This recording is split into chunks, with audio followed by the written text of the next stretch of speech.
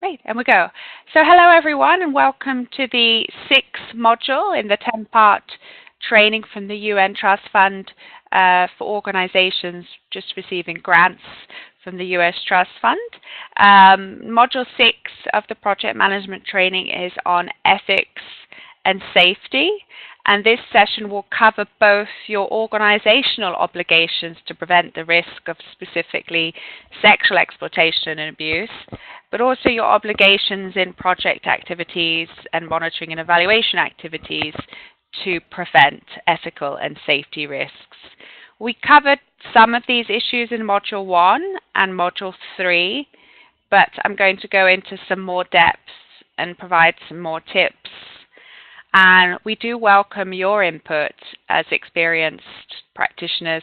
You're dealing with these risks perhaps every day. So we do really encourage you to offer your advice and your tips for how you've handled any ethical and safety risks. This is an open space to share anything, both mistakes. We've all made mistakes in the past where we may have inadvertently opened ourselves up to risk, and maybe you've solved those problems. So you're welcome to share anything, both positive and negative, in your experiences over your career, because it is a challenging area to work in. Tackling ending violence against women opens up a lot of sensitive issues. So feel free to share, and this is a safe space to share your experiences so we can learn together. So the first session, half of the session, I'm going to provide an overview of your organizational expectations. By this it means, what do you as an organization have to do to protect your own staff, partners and beneficiaries from the risk, sadly, of sexual exploitation and abuse by your own staff? You know, we're the first to admit in the UN that we've had issues within the UN and with UN staff with people who have been found to be actually exploiting and abusing people, even beneficiaries. So we have to take this risk on as an organization and have protocols to deal with that. Secondly, we'll cover in the second half what are the types of ethical and safety risks that can come up during your project activities and your monitoring. So less about your organization and more about your project.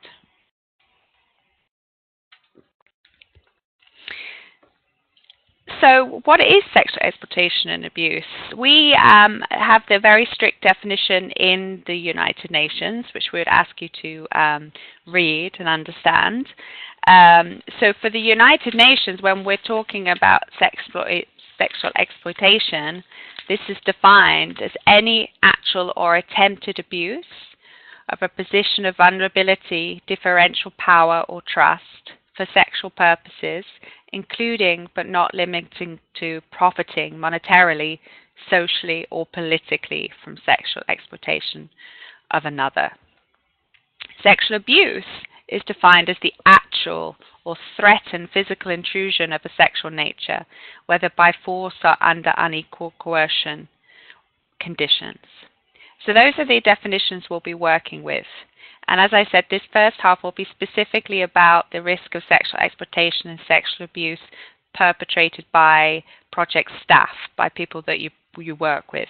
And obviously we want to think the best of everyone, but unfortunately circumstances sometimes happen, which we want to stop.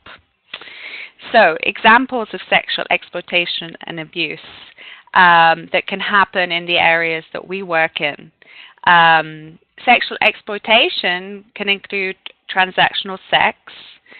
This means the exchange of money, employment, goods or services for sex, including sexual favors, other forms of humiliating, degrading or exploitative behavior. This includes any exchange of assistance that is due to beneficiaries of assistance. And we ourselves in the UN, there have been accusations and allegations of UN peacekeepers participating in this type of thing. So we are the first to admit that we have a problem in our house, which is why we're working hard to prevent this. solicitation of transactional sex, and then exploitative relationships. And these can include a relationship that constitutes sexual exploitation, so that's the actual or attempted abuse of a position of vulnerability, differential power, or trust for sexual purposes, including but not limited to profiting monetarily, socially, or political from the sexual exploitation of another. So this could be sexual exploitation of other staff in the team, or beneficiaries or partners of the organization. Sexual abuse includes actual rape and sexual assault, sexual activity with another person who does not consent, and it is a violation of bodily integrity and sexual autonomy, and it's broader than the narrow concept of rape. And sex with a minor is obviously sexual abuse. That's sexual abuse of a person under 18. And sexual activity with a minor, sexual activity with a person younger than 18. All sexual activity with a child is prohibited regardless of the age of majority or consent locally.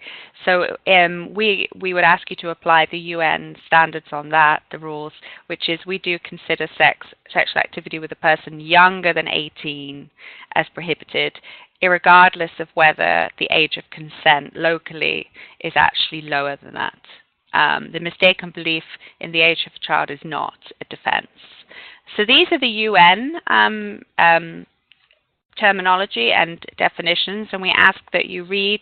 We're going to send you the handbook section which sets all this out, and we ask that you understand this terminology and that your staff understand this terminology and understand the definitions. And as I said, you're probably all very familiar with this already, because many of you already work on many of these issues. So for the UN, we have a zero tolerance against any sexual exploitation and abuse by staff or partners of the UN. UN Women expects all partner personnel, so that means organizations that we fund, such as yours, must adhere to the highest standards of behavior and conduct. And obviously for UN Women, it goes against everything that we're trying to do, and it constitutes a very serious act of misconduct. It can threaten the lives of the people we're serving and to protecting. So we have a zero tolerance policy on any sexual exploitation and abuse by staff or partners. So that means any partners that you subgrant to.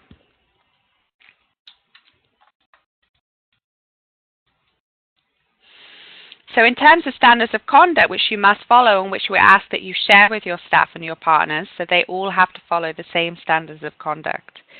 It is imperative that ethical and safety risks are identified, the risk of sexual exploitation and abuse, and managed. And this means informing all of your staff and personnel and partners of the following standards of conduct. So you must tell your staff and partners that it is strictly prohibited to have any sexual activity with anyone under the age of 18, regardless of the age of majority or age of consent in your country.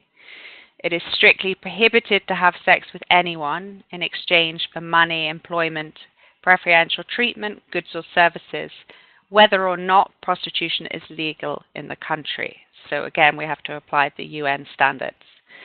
It is strictly prohibited to engage in any other form of sexually humiliating, degrading, or exploitative behavior. And any suspected staff, if you suspect involvement of any personnel, and your partners who you subgrant to in any act of sexual exploitation and abuse, must be reported. And that's why we're giving you this presentation in particular, to tell you about the obligations as your organization. You're obligated to report any act to us and to your own, obviously, senior management. And failure to report may amount to misconduct and may amount to us having to terminate your grant and project. All behavior witnessed that may amount to sexual exploitation and abuse by others, regardless of their position or seniority, must be reported immediately. So these obligations apply to you as a staff member of your organization, your personnel, any contractors, and any partner organizations that you subgrant to, that you give money to. So specifically, we asked that your organization shows that you're committed. You must show that you're committed to the prevention of sexual exploitation and abuse. And I'm sure this is obvious, so I know that I'm preaching to the choir. We're all very committed. You're all very committed to the prevention of violence and exploitation and abuse. So it might seem very obvious, but it's very helpful to have, important to have policies and procedures in your organization that demonstrate that commitment concretely. So how to demonstrate that commitment, you should have internal complaints procedures for reporting allegations. So what would your staff member do if you have someone that you manage, a project staff member? What would they do if they felt that they were being sexually exploited? What's the reporting mechanism? Do you have one in your organization? And once there is a complaint, what are your measures for investigating those allegations? And what is the disciplinary action? Do you have it in the contract, in your terms and conditions, in your HR policies? What disciplinary action would you take against perpetrators of sexual exploitation and abuse? And then what do your sub-partners do? Unfortunately, if we don't see compliance with these standards, we may have to end the contract, end the project agreement. So what do we do? What are we doing, the Trust Fund, to help with this? Well, we want to help by assessing your capacity to meet these requirements. So we ask, as we did when we signed the grant agreement with you, we asked you whether or not you have policies and procedures and mechanisms in place. And we have given you up to a year. If you don't have them in place, we have a year for you to do that. We ask that you confirm that reference and background checks for your partners and personnel have been completed. We want to see that you have a reporting procedure and that your sub-partners have that. And we ask that you confirm in writing that you and your any partners are informed of this policy. We also ask that you disclose any past allegations and outcomes. We also have an online training mandated by the United Nations, further training in addition to this. So this is an introduction, and we ask that you complete, it's actually a UNICEF course, which is very much more thorough, and we ask you to complete that, which I will send to you after this. So we ask that you send us your mechanisms and reporting procedures and confirm that you have these in place. That's all that we need. We need you to confirm. We would also, if you're willing also to share as an organization, if you already have procedures in place, if you're willing to share those with us that we can share with other organizations, that would be extremely helpful. Obviously, the United Nations procedure is for a massive organization of thousands and thousands of people, and what would be useful is to have more examples from you in terms of procedures for a much smaller organization. So please confirm in writing to your portfolio manager, and we'll follow up with an email to explain the requirements. So as I mentioned, there is a further training which we would ask you to complete. It's free, and it covers all of this in more depth, and then it has a short assessment. So you won't be asked to do a knowledge survey after this. Actually, I won't be sending you a survey monkey. What I'll be doing is sending you the link to this further course, and once you do that, you actually get an online certificate of completion which confirms that you are now aware of the full procedure of prevention of sexual exploitation and abuse. So that will be your test after this, and I'll send you the details in a link. Finally, on your organizational obligations, just a reminder that sexual harassment is different from sexual exploitation and abuse. Sexual harassment is defined as any unwelcome sexual advance, request for sexual favor, verbal or physical conduct or gesture of a sexual nature, or any other behavior of a sexual nature, including pornography, sexually colored remarks that has or that might reasonably be expected or perceived to cause offense or humiliation. You are also expected to have policies in your HR, standard policies in place to prevent workplace sexual harassment, but that is slightly different from what we're talking about. Sexual exploitation and abuse is something slightly different in terms of the risk of sexual exploitation and abuse of beneficiaries, of partners, rather than internal workplace sexual harassment. So to recap, what we were asking you to do is to show to us that you're committed to the prevention of sexual exploitation and abuse, to show that you have an internal complaints procedure, that you have proper measures in place, including any disciplinary action. So in many cases, all you'll have to do as an organization is send us your HR policies and procedures that include these measures. And all we'll do is confirm in writing that we've seen them and we've confirmed that. For those who don't have the procedures, you have up to a year to put them in place. And we offer this training and also the further training to help you in developing those.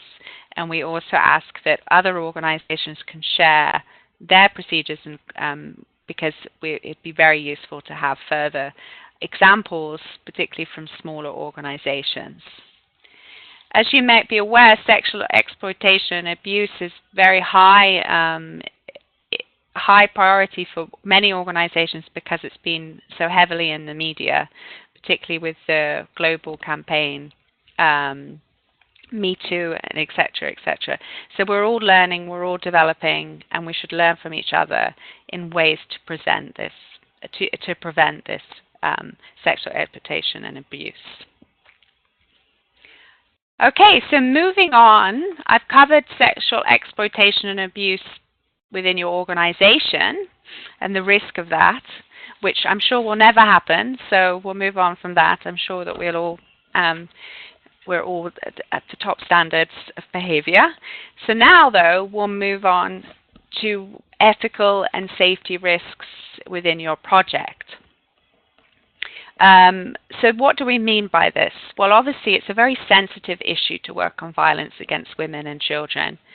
And by its nature, that means that the physical safety and psychological well-being of project staff and project participants can be put in jeopardy if precautions are not in place. So one example of that would be, as many of you may experience, in some communities it may be completely taboo to talk about issues of violence, never mind gender relations. You might be in a community where you just can't talk about those issues.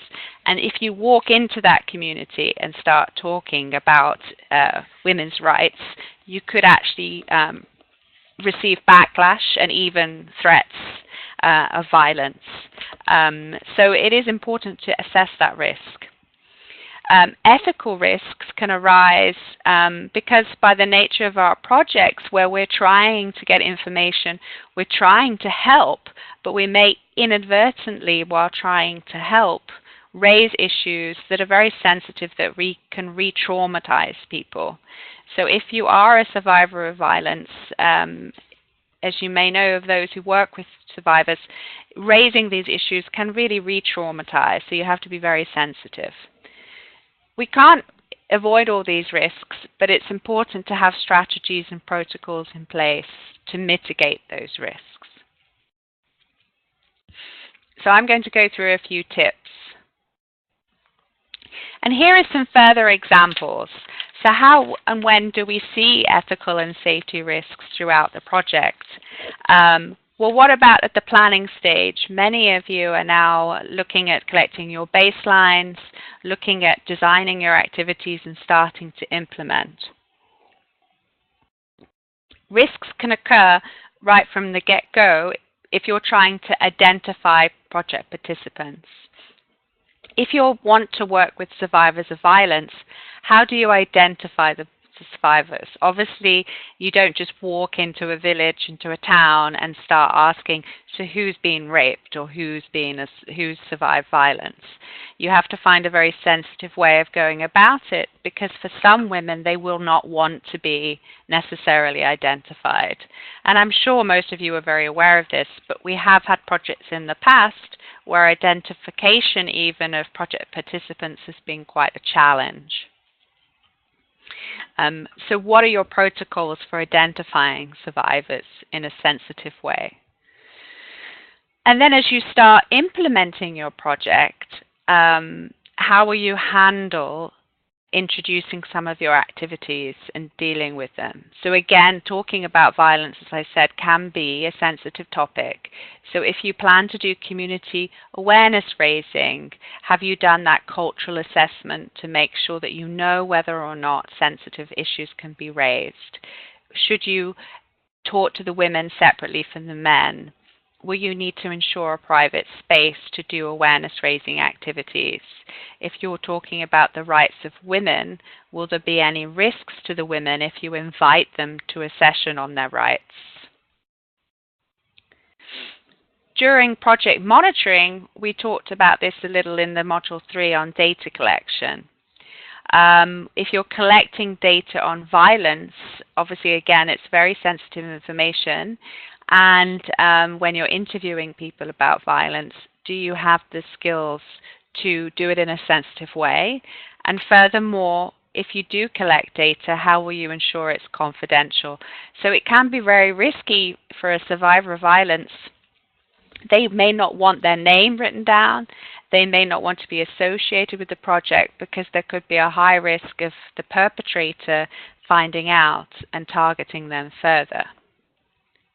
And finally, on project evaluation, this is more of an ethical risk, but not many of you may do this, but if you're considering doing a project evaluation that may include a randomized control trial, which means that you compare one community without services, for example, with another community where you do offer services, there may be ethical risks in terms of offering project activities in one community and then another community misses out. So these are some examples, and you will have your own. So what we ask is that you assess each stage of your project and consider what are the risks, and then you put in place a protocol. If you're not working with really sensitive topics, if your project doesn't plan to cover any really sensitive topics, then it's not going to be such an issue. But there's always a chance that sensitive issues will be raised, so it's worth reviewing it. So here's some tips and principles to follow. And I've amended these from I gave you the World Health Organization's ethical and safety requirements, and I've elaborated on those. So when conducting activities, it's paramount that you put the safety of your staff, beneficiaries and partners first. So if it's going to be too risky to do a certain project activity, don't do it unless you can put in measures. Obviously, respecting your project participants and respecting whether or not they want to be involved in the project, whether they want to talk to you, whether they want to discuss incidents of violence and so forth. The project participants' rights come first, and whether they want to be included or not. If you're working with children, you'll have to consider whether you need to get parental consent. Confidentiality of everyone's information, both project staff and beneficiaries, is very important. So that includes both the physical and potentially digital protection. So are you taking notes from project meetings? Don't put names down, for example, unless you have consent. Are you taking photos? Are you taking recordings? You would have to make sure that all of that is stored in a manner that it couldn't ever be revealed by accident. And while you're doing your intervention, always consider whether there's a risk of distress. As I said, you may go into a meeting or to talk about gender relations where it doesn't seem very sensitive to talk about women's rights or the law on women's rights. But you never know if it might induce someone to share their experience of violence. You have to be prepared that someone might want to share their story. So consider how you would deal with that and how the beneficiaries would deal with that. So more of these 10 principles. So as I mentioned, there is a risk that sensitive topics could be covered in your project activities. So you really should have a list of available local services and sources of support. Even for your own project staff, it can be very traumatizing to talk about violence all day, to cover these issues. So what if someone needs to have a private session to talk about their own feelings? Do you have any local support systems? If not, you might be wise to consider what can you create, whether that's a local women's organization who can provide support, or whether you have a hotline you can refer people to. And because of these issues, number 7 reminds you about the importance of having staff involved in the project and M&E who really understand the field of violence against women, or they receive training. If they've never worked in the field of violence, they might be unaware of the sensitivity of the subject. So are all your staff aware? And the final 3 principles are around data collection. I know that some of you in your project plans will be considering doing baseline studies or research on violence, but it's important to consider whether you really have the skills to do these studies, to make them methodologically sound, because there are very important ways of asking questions about violence to ensure that it's actually useful and, again, doesn't re-traumatize victims. You have an ethical obligation, as it says in 9. Don't just collect data for the sake of data. If you're asking someone questions about their personal experiences, you really have an obligation to use that information. Otherwise, why would you ask these difficult questions? So always make sure you are using the information if you ask questions, or don't ask the questions if you're not going to use it. And the last point mentions this further, that asking people about their experiences of violence really can be re-traumatizing. If you don't need to ask it, don't ask it. So us as the UN Trust Fund, we don't ask you to do prevalence studies on incidents of violence. That's something which a major organization like the World Health Organization does. If it's not necessary for you to ask the questions, then you don't need to, unless you really have the training and the methodological background. So those 10 principles you can read in your own time and consider, how does your project meet these? And I'm just going to talk about a few more in depth before we close this session. So when I was talking about the safety of project staff, beneficiaries, and partners, it's very important that your safety as project staff comes first, along with the beneficiaries and project participants, because issues of violence can lead to retaliatory violence by perpetrators. For example, if you plan to ask community members questions about domestic violence, or plan to implement activities in a community, and this becomes known that it's about violence, there could be a risk of perpetrators retaliating or the community. You know your communities and your area better than me, so you have to make that judgment.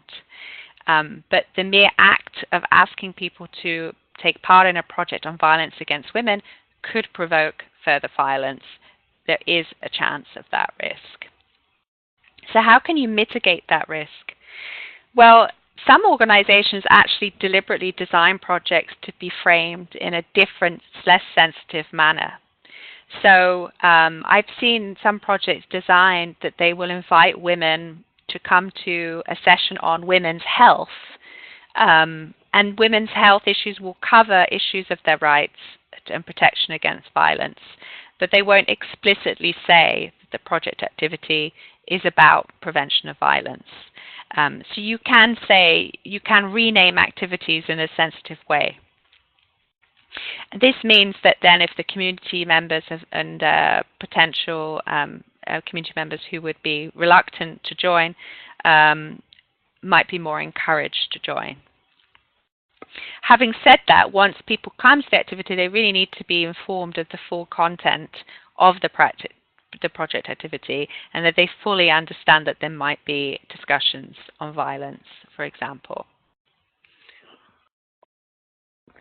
Furthermore, then you have to consider the location and where you have your project activities. If you want to do sensitization activities with women on their rights, will you need a private location? Do you have a community center or hall that you can do this in, and have you budgeted for that? In some particularly rural areas, I know that it can be very hard to find a location that's private. There'll always be children around. There'll always be other adults just like looking in the room, listening. So consider all of that, and consider therefore what if you can't find a private location, then that's even more important to ensure that subjects that are sensitive are introduced in a way that wouldn't cause retaliation or anger. And your tips, I'm sure many of you have dealt with this, so your tips would be very valuable from your experience. Another issue I'll just go into in more depth is confidentiality. And I'm sure this is very obvious to you all, but the information provided to you by any participants could be extremely personal. The dynamics of violent relationships means that any act of revealing details of violence to someone outside of the family could provoke further violence if the perpetrator found out. So make sure that any information given to you is treated confidentiality. So if you are doing surveys or interviews with women, or you have client records that you're keeping, if you're giving services, then you would have to have a way of collecting that information sensitively, and all staff should be aware of this. So one example is that often in client records, for example, no names are used, and instead the woman has a unique code, and that code could be given to her that's something personal to her that she would remember. I mean, not something like a phone number. Sometimes people use that, but you have to consider whether the phone number would be then used. But some kind of code word or numbered code to distinguish individuals. So you could have those codes linked to more personal information, but keep the records separate. So a record of an interview would have the code name, and then the individual's more personal information would be stored separately so they could never be matched. And of course you would have to consider, as I said, physically, where would you keep the files? Are they going to be in a locked cabinet? If they're stored digitally, do you have password protection, etc.? All of that needs to be considered if you're keeping sensitive data. And then obviously the participants need to be informed of this confidentiality procedure and agree to it. And the same considerations have to be considered if you're taking photographs, if you're taking recordings. How will you store the data?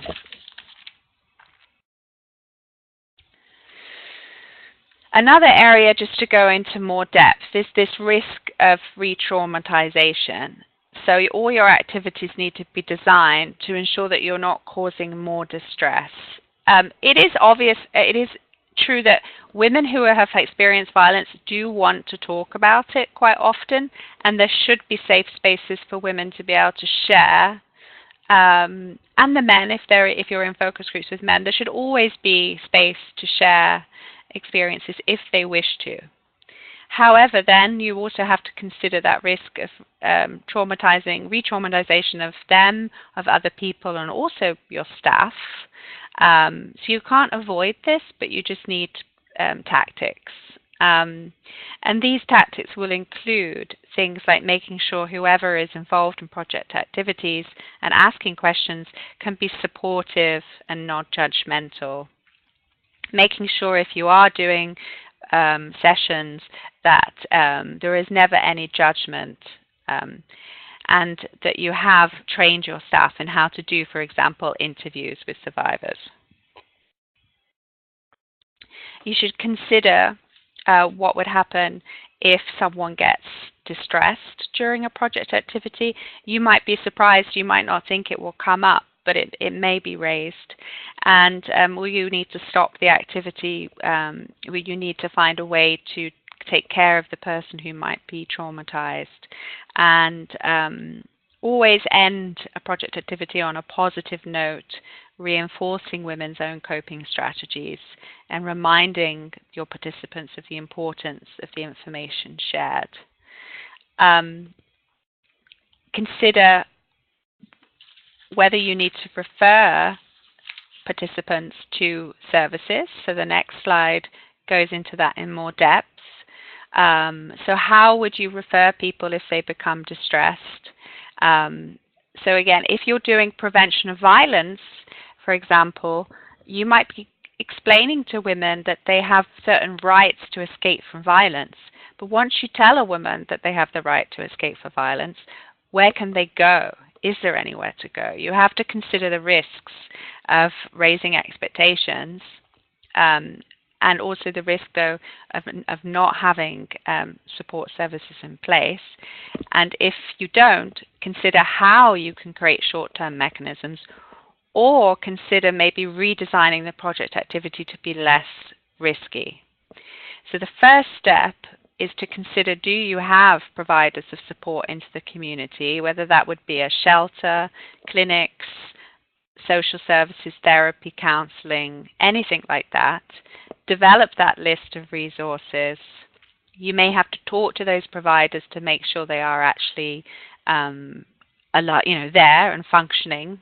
You don't want to give someone a hotline number that's not actually working. And if you don't have resources in your local community, then is it possible to at least link with one women's organization that can offer support as needed? Or is it that you might have to redirect your project activities to be slightly less sensitive? So consider these factors. What would happen? Basically, what would happen if a beneficiary gets distressed and needs essential support at that moment? What would you do? Consider that.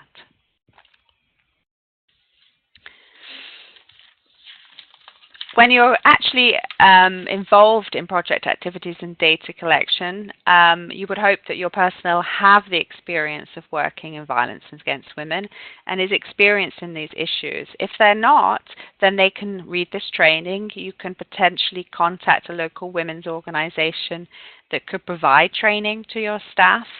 It's just some basic training on how to handle issues that are sensitive around violence against women.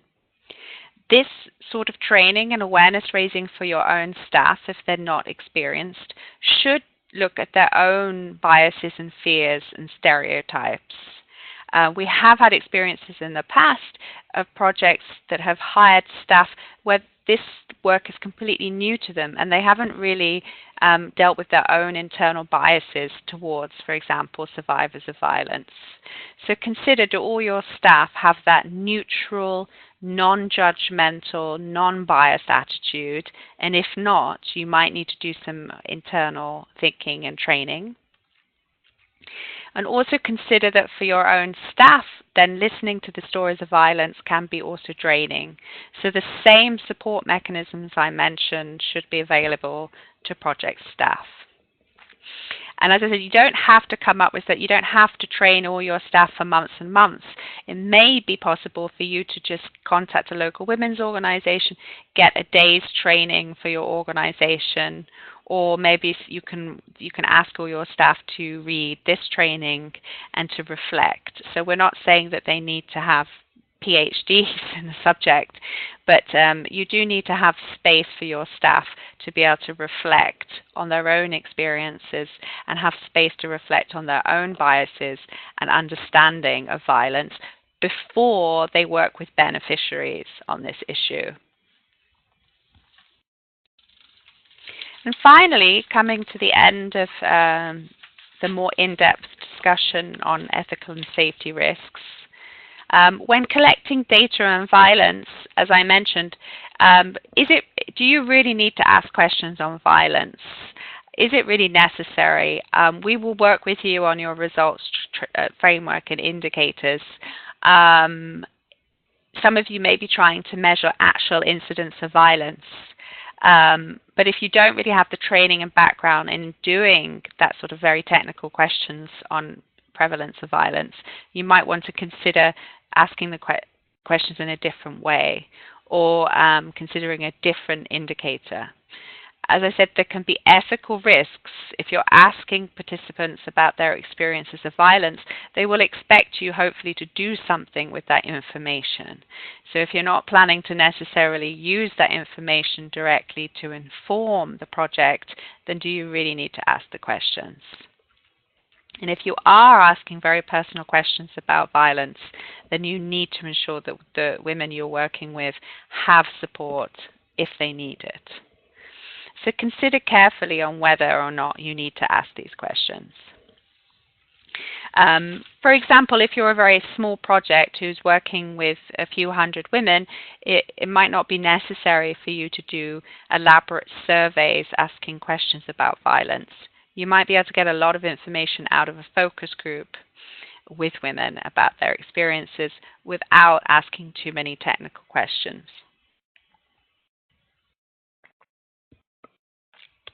So what can you do to prepare and prevent for these risks? It is useful potentially to have an overarching protocol. We have seen this in organizations where you can, in one document, policy document, set out your organizational approach, for example, to confidentiality, to privacy, to informed consent. You may have an overarching protocol, which then all project staff have to apply. Or you can have individual protocols. And this is still essential particularly for data collection. So, for example, what would be your protocol for identifying project participants? And by protocol, all I mean is like a one-page guide for your project staff. So if your project staff has been asked to go into a community and identify project participants, what would be their instructions? Would their instructions be to work through a women's organization or community group? Would their instructions be to, of course, ask for consent, to ask for to ask the participants to sign a consent form? It's that kind of step-by-step guide that we're looking for. Yes, you would need informed consent forms if they can sign or not. If they're not literate, then you would have to find a different way to get informed consent. Verbal consent is possible. And then if you're working with children, what forms and procedures would you have in place to get parental consent? And finally, what are your protocols for conducting interviews or focus groups? And this would include, as I said, it would be a guide for the person interviewing the women. So we have on the grantee space a list of examples. So for example, here on the left, you will see something that's called a verbal consent form, where the person conducting the interview has a very clear guide. They have something just to read. This is what your project staff need. They just need a guide to say, this is why I'm doing the interview, or this is why I'm here doing the project activity, explaining to participants what the risks and benefits are, giving them their rights, and then asking them to sign or give their verbal consent. So we have lots of examples on the grantee space that you can take a look at. And you don't need to develop these all at once. You can be developing protocols as and when you develop project activities. and data collection methods. So to recap our request as the UN Trust Fund, as I've shared this with you before, right now you're working on your results framework, your indicators. But next you will work on your data collection tools. So we as the Trust Fund, we don't need to see all these protocols. I'm giving you this training to give you some tips. But specifically, all we want to see is a few of your protocols for the most sensitive methods. By this, I mean if you are planning to work with children or survivors of violence, we will ask to see your protocols for data collection, so interview guides, focus group guides, consent forms, and you can just give us a selection of those, and then we will just look at them and see, yes, you know how to handle the risks, and we will confirm thank you for sharing this. So we don't want to overmanage the process. We trust that you will have these protocols in place, but we ask to see a selection. And of course, we offer advice also if you want to have some further advice on how to develop these protocols. The timing that I've put here is within 3 months, which would be now, the end of November. But if you need more time, that's fine. If you need up to 6 months, we can be flexible because this is very important. It just has to be done right. So let us know if you have these within the next few weeks, and if you need more time to develop them, then please take the time that you need because it is an important process. So that is the end of the session. So to recap, we covered your organizational obligations when it comes to prevention of sexual exploitation and abuse by your staff, by your personnel and partners. And secondly, we covered some of the ethical and safety risks that can happen in project activities and some tips for how to handle these. And what is required from you is that you confirm that you're committed to prevention of sexual exploitation and abuse. And by that we mean we would need to see your organizational policies or procedures. And then secondly, we will need to see a few of your ethical and safety protocols for data collection specifically. So thank you. That was a lot of information. So now I'm going to stop sharing the presentation, and I'm going to go for any questions. And at the same time, I very much welcome any tips that any of you have from your own experiences. Any project activities which you discovered were sensitive that you didn't realize and how you handled them, any ethical risks that you've identified, and anything that your organization is doing that you could share with other people would be very, very welcome. So thank you, and yeah, open for questions. And we also have some of your portfolio managers online. Mildred is online, so if you want to add anything, Mildred or Danielle, you're very welcome. So you can use the chat box.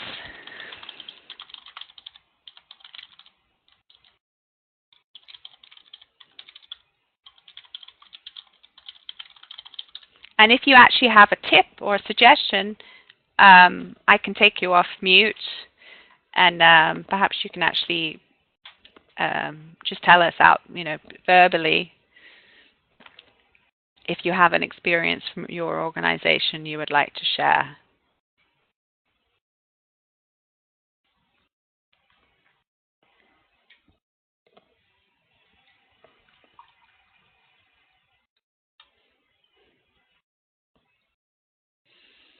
Okay. And if you don't have any questions, you're very welcome to leave. I know it's very late for some of you.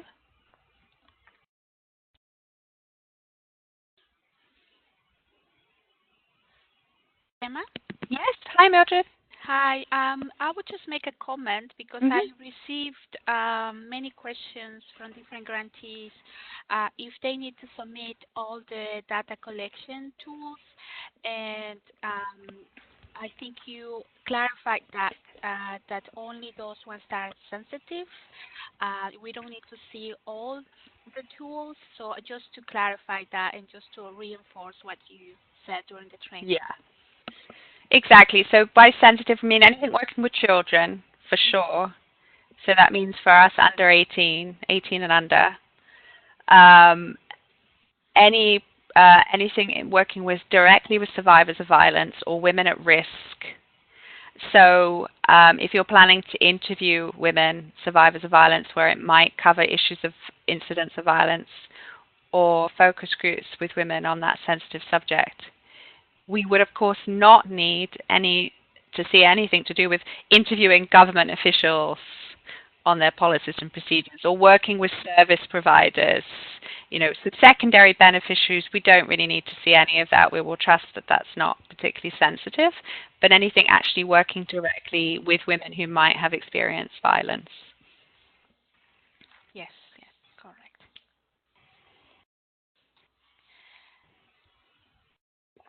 I'll put that in an email. I'll clarify that and give some examples. And we will also review your results frameworks and tell you. So, if in doubt, just ask us, well, what do you need to see? Because we will review your indicators and we will give you the tips and say, well, we'd like to see the data collection method for this indicator. Hmm. Hmm. Thank you, Gemma. Thank you. But as I said, some organizations just have overarching protocols. So feel free, if your organization already has a very specific approach that you take, you can just simply send us that overarching protocol. Um, there's no need to be rewriting things uh, if you've already got things in place.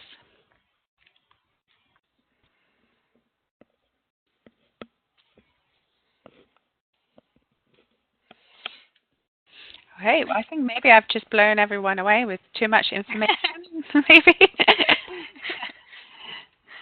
Or maybe everything is clear. Uh, so yeah, take your time. I'll stay online for another 5 minutes. So, um, and what we do have, and I will, and maybe I can do that while we're so on the grantees space, as I said, this space that we've created for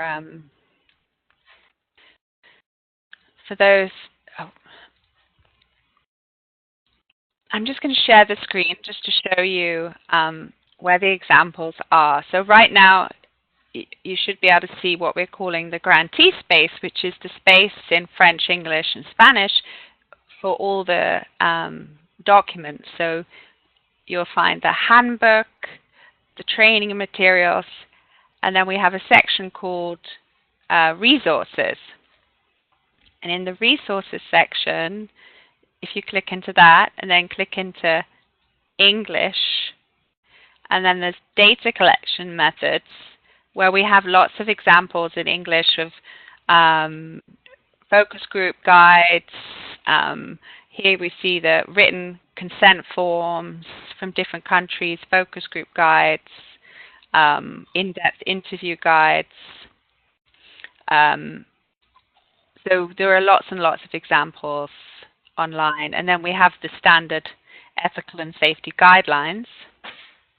But the data collection methods include both the ethical and safety protocols and the data collection methods. And you can have a look to see which ones are most relevant. Some are from Asia, some are from Africa, so you can have a look to see which ones would be most useful for you. But we have examples from very reputable organizations like Physicians for Human Rights that's been working in the field of collecting very, very sensitive information for many, many years. So we do encourage you to take a look at some of those examples if you need inspiration.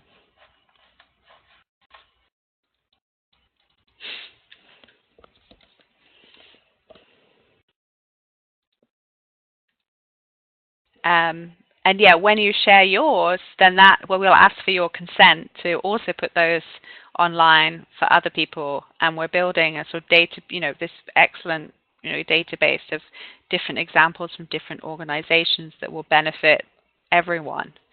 So don't, as I've said before, we're not alone. We're all doing this together. There's no need to be reinventing things that have been already done by other organizations.